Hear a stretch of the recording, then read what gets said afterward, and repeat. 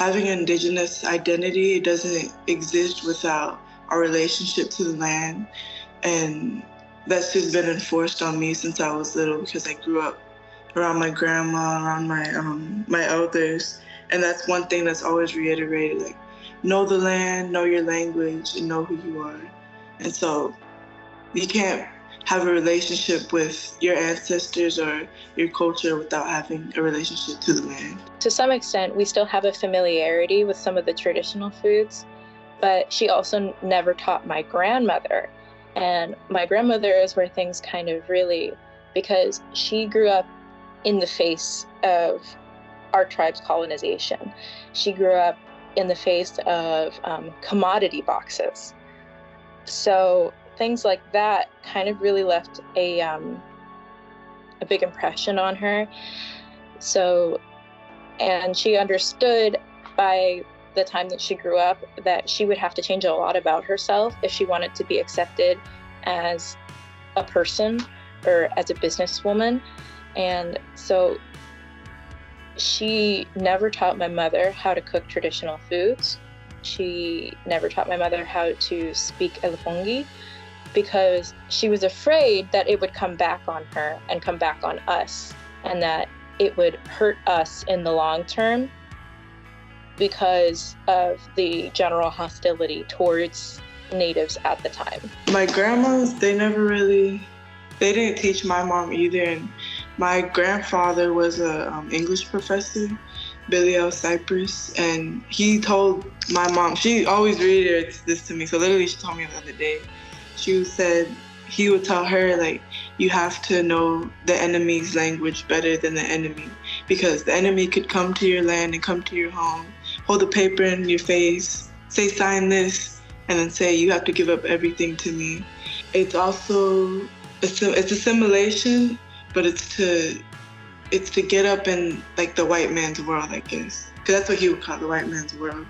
He said to walk both sides of those worlds. And you hear that a lot, like Native people say that, walking in both worlds, one foot in the other. But I feel like now, in my perspective, when I look at my people and my tribe, there's an imbalance in that. There's a scale of, the world we have to accommodate to survive, and there's our old ways, our indigenous ways. And so in, like, the generation of my mom and, like, Halisi, like Auntie Karen, like, they were taught that world because that's the world they had to survive in. The generation before our parents, they were afraid to teach our parents things.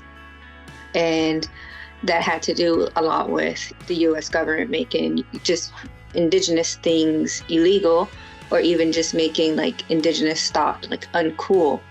So, like, back in, like, the 60s and 70s, like, a lot of people had gardens in their houses, in their yards, but that became, like, uncool.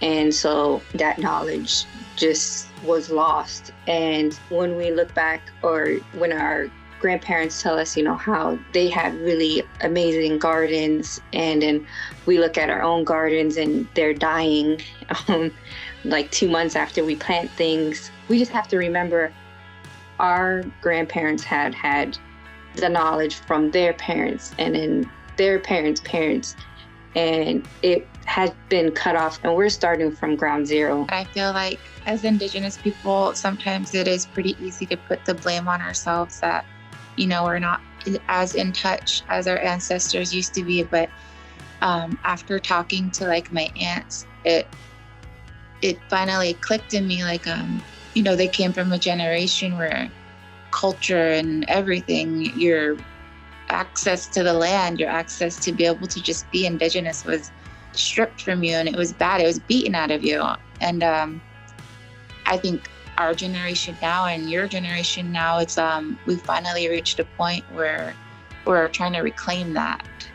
And sometimes there can be a little bit of a divide, trying to get our older generation to get back on board with us with that.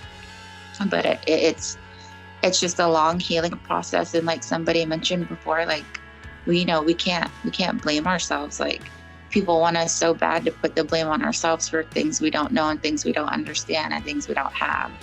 And it just makes me so hopeful to see like your generation, you guys are like really, you're pushing for it to come back. I know when I was younger, people would still wear, our traditional clothing, but now I see girls all the time just walking around in all their patchwork all the time. And I'm like, wow, like that would have been so cool. Like to see when I was younger, I just remember like grandmas used to walk around like that. It wasn't us. So it makes me feel so happy to see all of that.